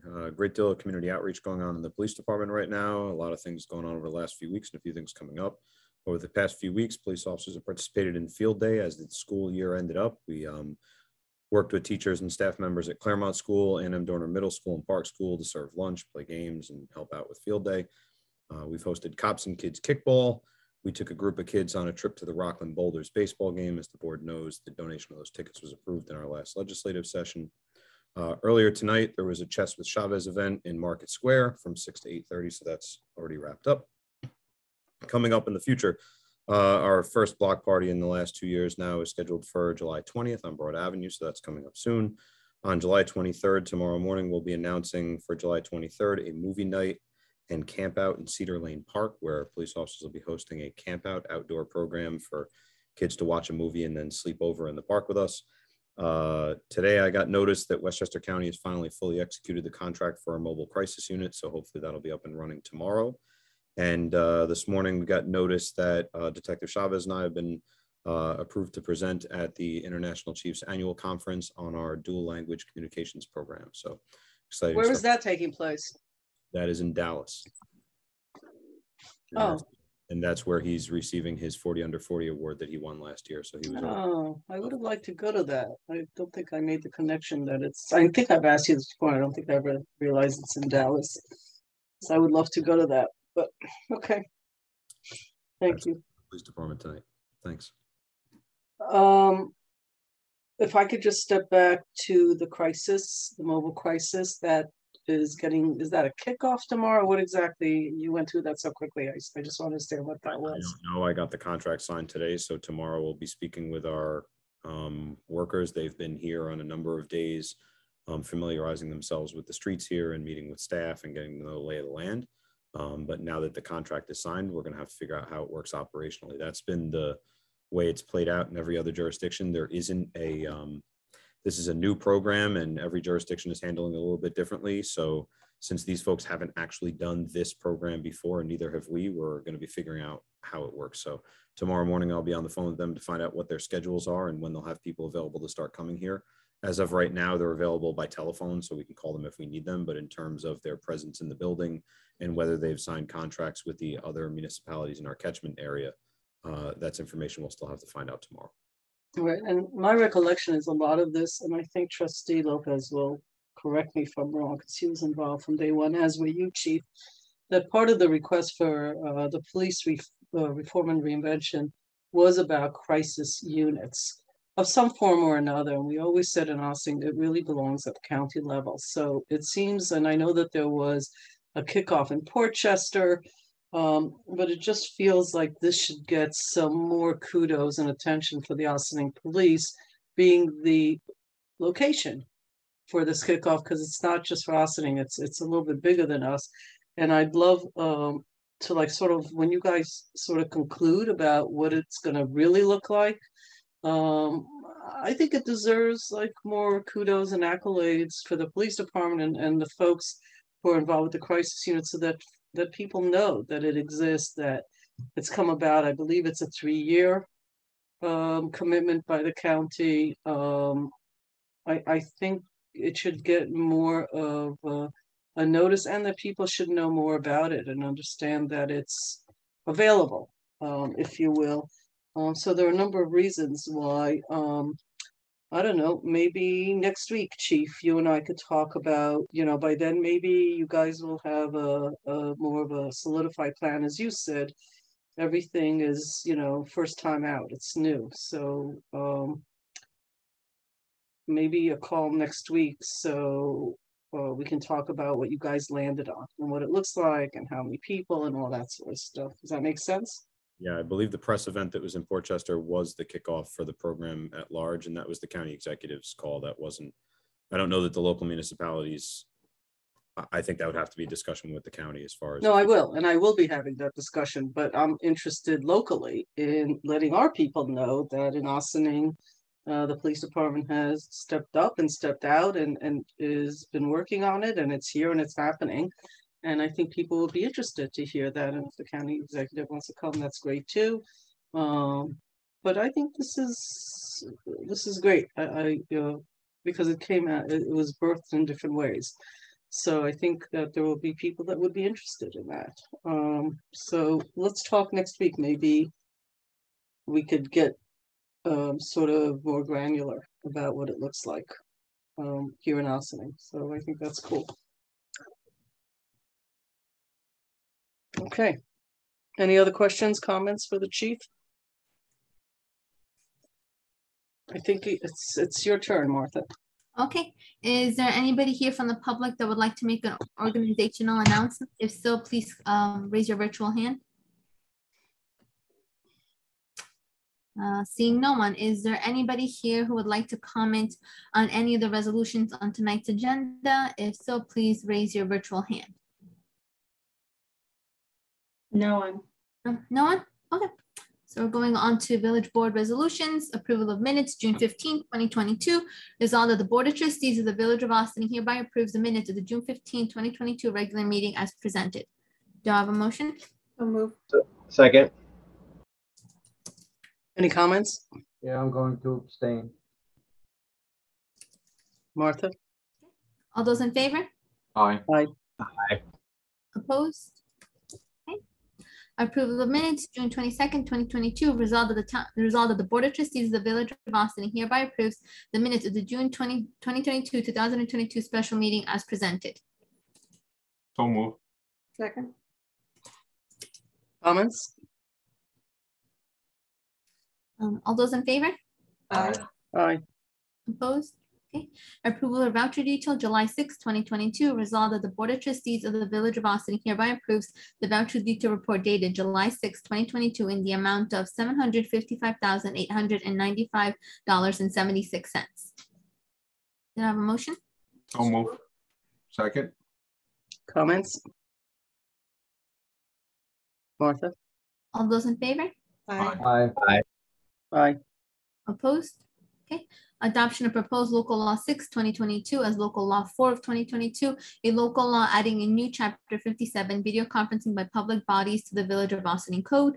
Whereas the Board of Trustees of the Village of Austin Village Board has been considering the adoption of proposed local law 6, 2022 titled a local law adding a new chapter 57, video conferencing by public bodies to the Village of Austin Code. And whereas the proposed local law would comply with the Open Meetings Law, Public Officers Law, Section 103-A, effective April 9th, 2022, requiring the governing board of a county, city, town, or village to adopt a local law authorizing the use of video conferencing for itself and its committees and subcommittees, and to establish written procedures governing member and public attendance consistent with Section 103-A. And whereas a public hearing was conducted on June 15, 2022 at 7:30 p.m.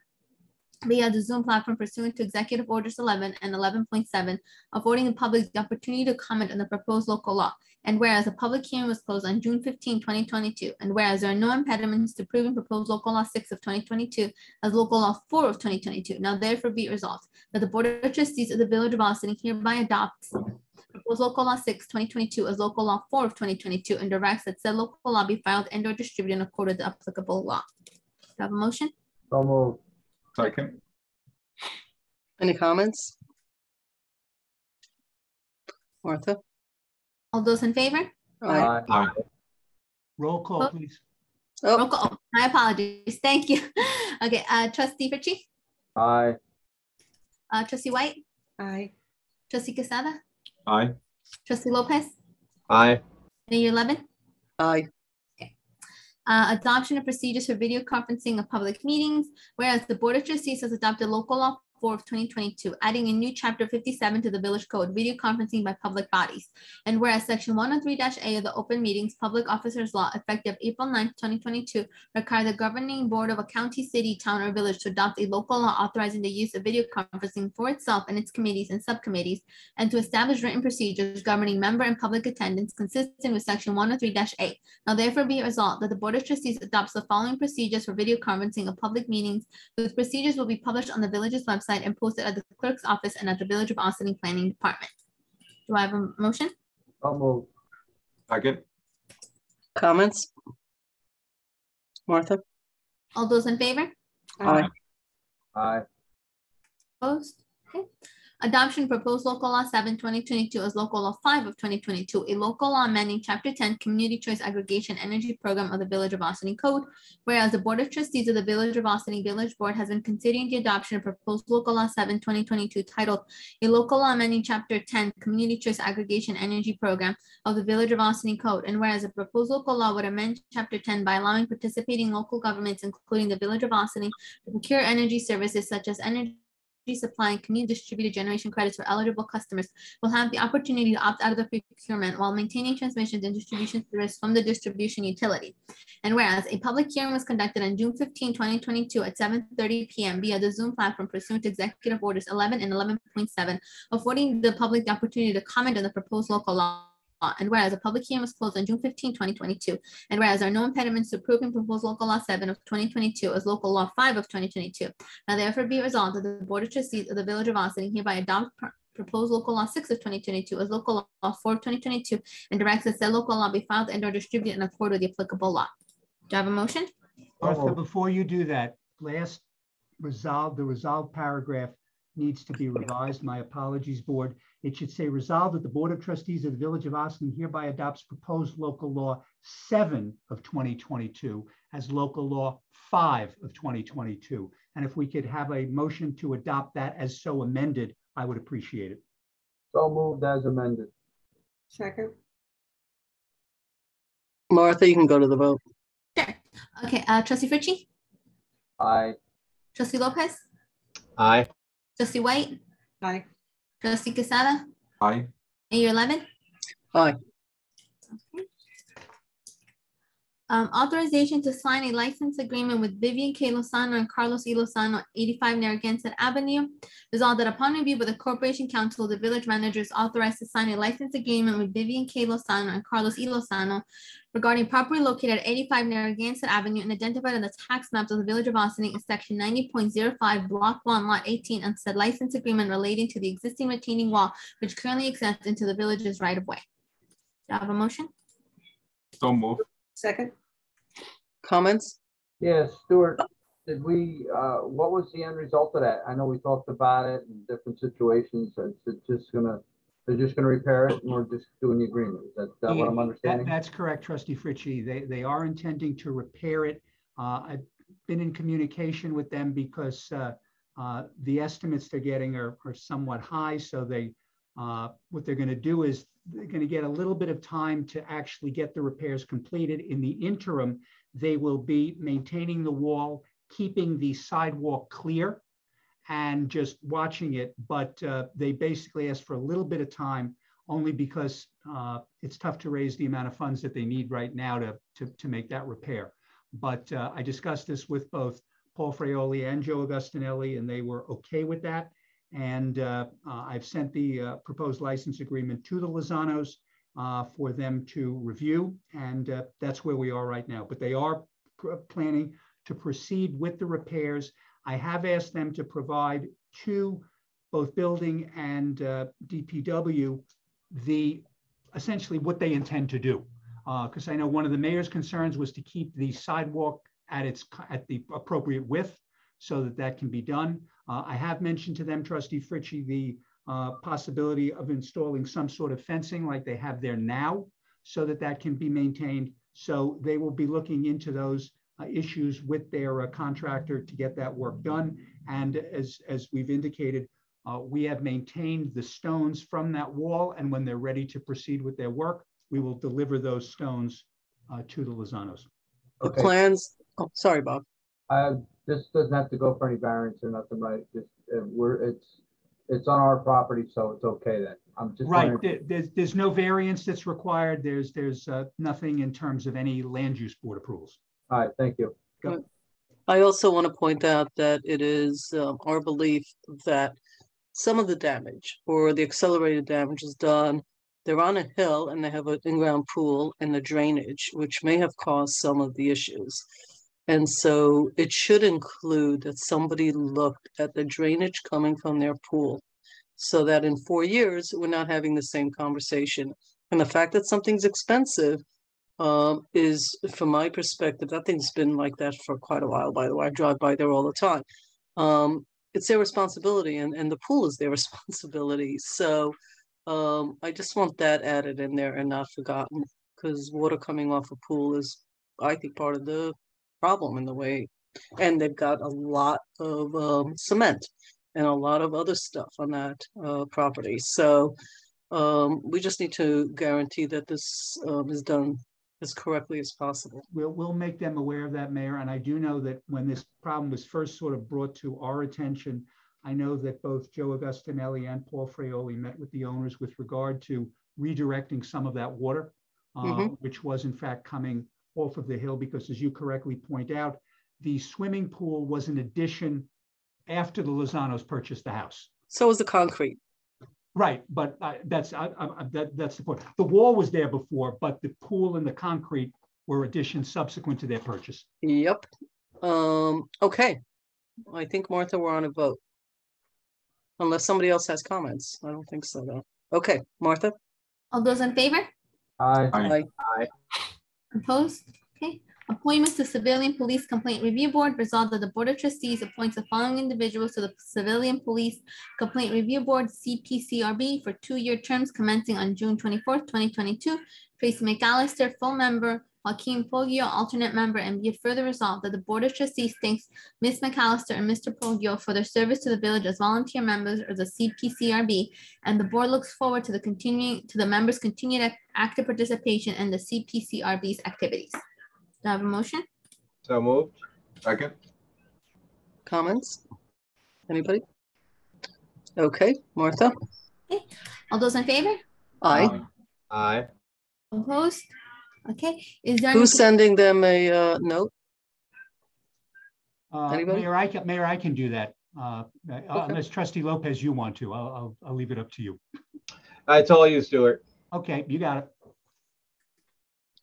it. Thank you, Martha. Okay. Is there any continuing business of the board? I don't think so, to my knowledge. Is there, folks? Is there any new business of the board? Don't think so.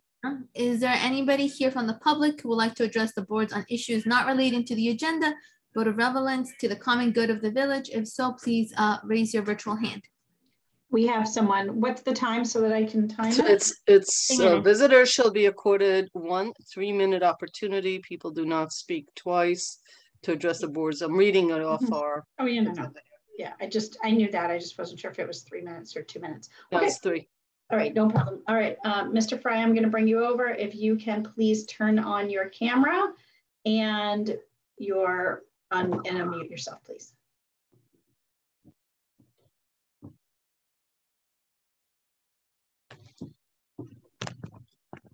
I think that I've got my camera on and my video. Can you see me? You're on. Yes. Okay, great. All right, I'm starting the timer. Okay, good. I'll be very quick.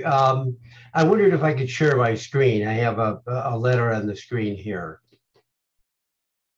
Sure. And how do I do that? I don't see the share screen icon coming up. You should have it at the bottom of your screen. Okay, great. Share screen. And now let me make sure I've got the proper screen. And that one will be share.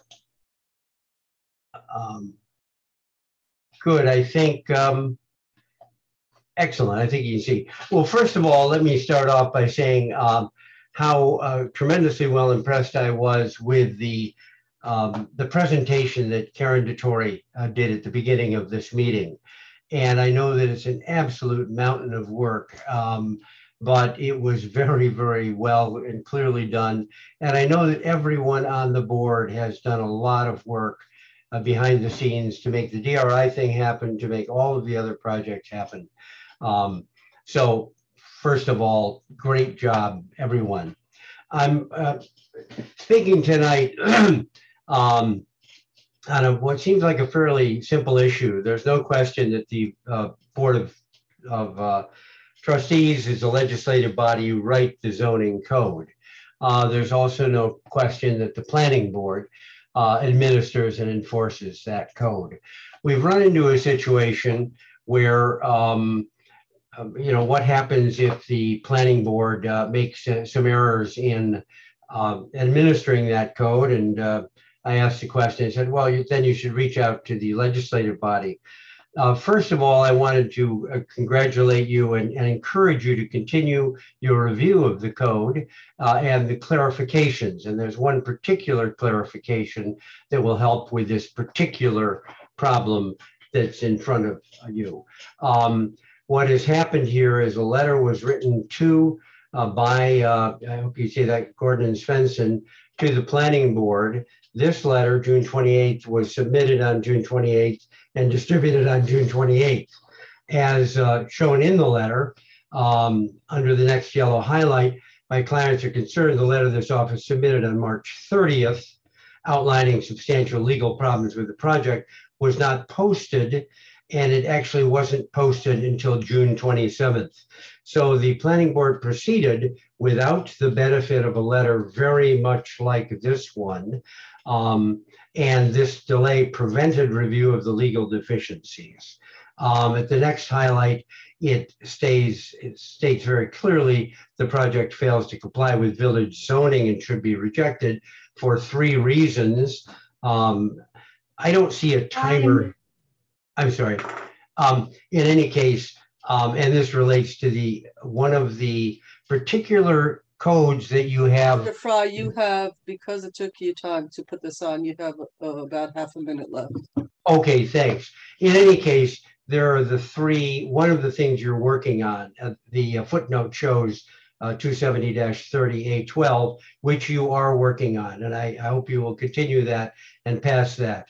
The other issues here, the secret review must be reopened.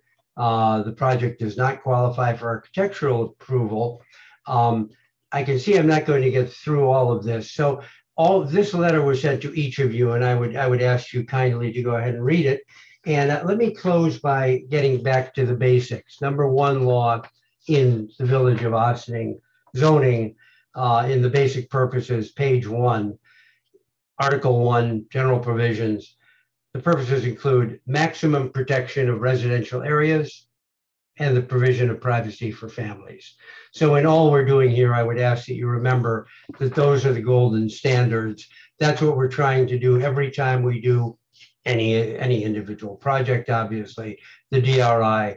So I would encourage you to keep up the great work, but do be highly cognizant of the unintended consequences and of your responsibility to protect residential areas. Thank you all very much. Thank you, sir. I think there is somebody else, Jamie, that you can bring over. At least it shows up as somebody else online. Yeah, there's 2 more. I'm gonna move Mr. Fry back over before I bring over. All right, I'm bringing over, the name is JIMMB. If you can please turn on your camera and unmute, we would appreciate it.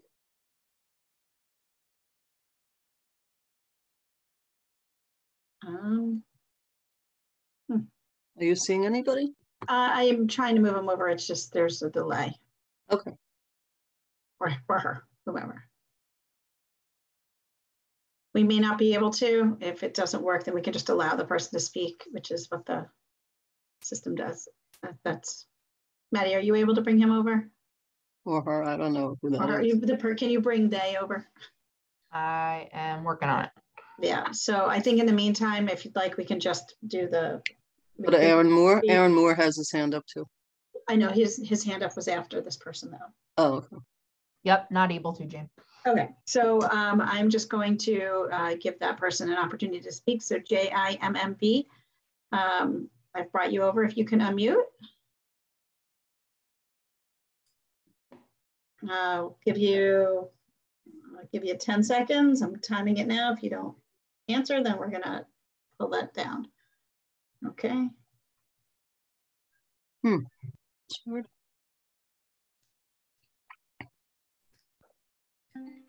Okay.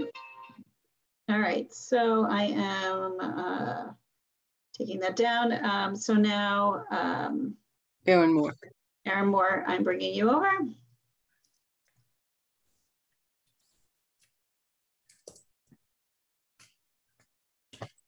I am having the same issue. Ah, okay. Aaron Moore. Hi, Mr. Moore. If you can please turn your camera on and unmute. Thank you. Whenever you're ready. Okay. Good evening, ladies and gentlemen. Good evening, sir.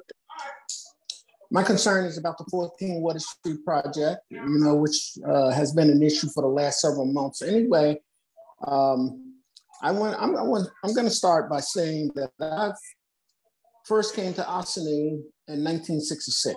And over the years, I've seen changes. Some were good. I'm going to say a few were good, and some were really bad. I mean, I think we'll all agree that the urban renewal project was a bad issue. It basically tore down housing and moved people out. Nothing has been done about that today. Another situation that happened after that was down on James Street, Printex, and up to the Elks Club in that area of, like sort of west of State Street. Supposedly, they were going to put some housing there as well, but they moved people out of the James Street area and nothing happened. My concern right now is that, I'm hoping that this 14 Water Street project is not going to do the same. You're going to get started, and before you know it, it's going to shut down, but you're going to move people out of that area. The reason I say you're going to move people out is because of the property values and stuff. Once you put that huge, humongous building there, it's the beginning of a move away, get out type of a situation. I had a prepared statement, which actually I left home, but anyway, I think I give you the gist of what I'm trying to say here.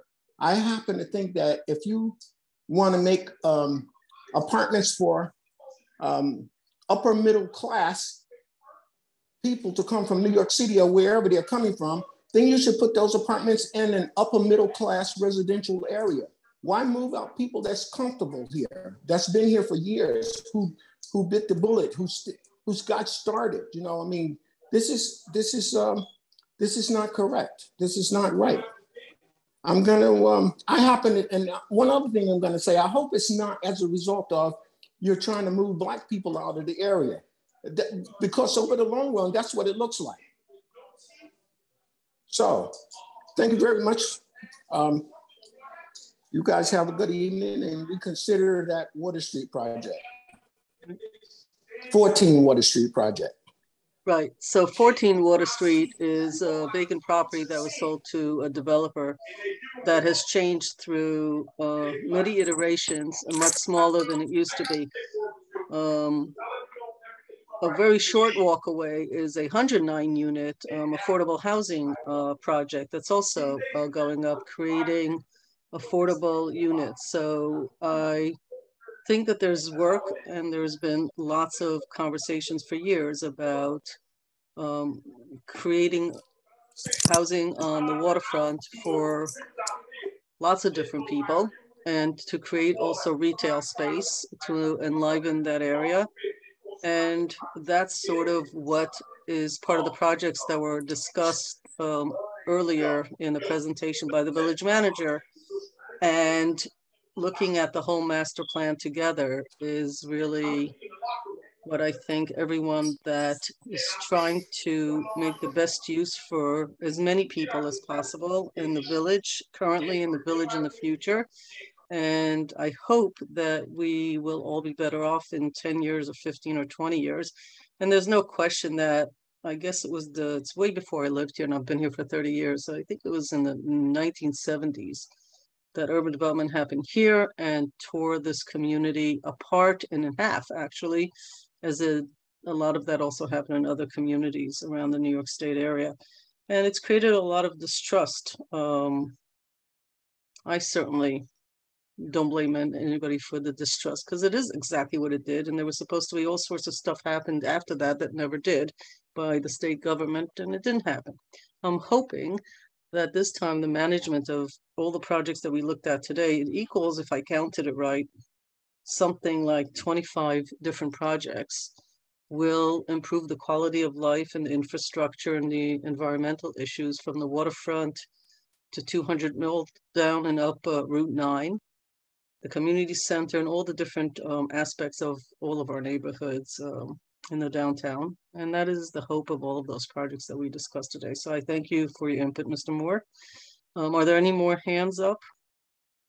So JIMMB still has the hand up, but yeah, they came over as I'm not sure what's happening. So all right. Well, hopefully whoever JIMMB is, whatever your thoughts and commentary is, I encourage you to send them to the village, you could do it through bot@villageofossining.org, and that will get to the board. And you can copy Karen. Can we not? We can't bring them over. Oh, did you do it? I'll try again. Hold on, let's see. And Dana somehow moved over. All right, hold on a second.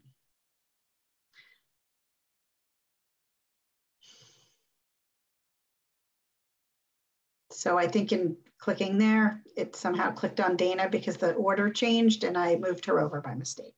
Okay. So Dana, you're now in the other group. Okay. No, now she's back in. Okay, so All I right, think that so the JMMB is not working now. All right, so whoever JIM, whatever, please send to bot@villageofossining.org. If you could put in an email whatever it is that you wanted to discuss, it would be much appreciated. Sorry for the inconvenience. Okay, Martha? Okay, can I have is there going to be an executive session, Stuart? Yes, Oh, yeah. matters of litigation, please, Martha. Thank you. Okay, so then can I have a second and a motion to adjourn to executive session for litigation? So move. Second. Okay, Martha, it's a vote, please. All those in favor? Aye. Aye. Okay. Ladies and gentlemen, thank you for being with us. July 6th, the meeting is concluding at 9:43. We will be on for a work session next week and look forward to seeing everyone there as well. Have a good evening.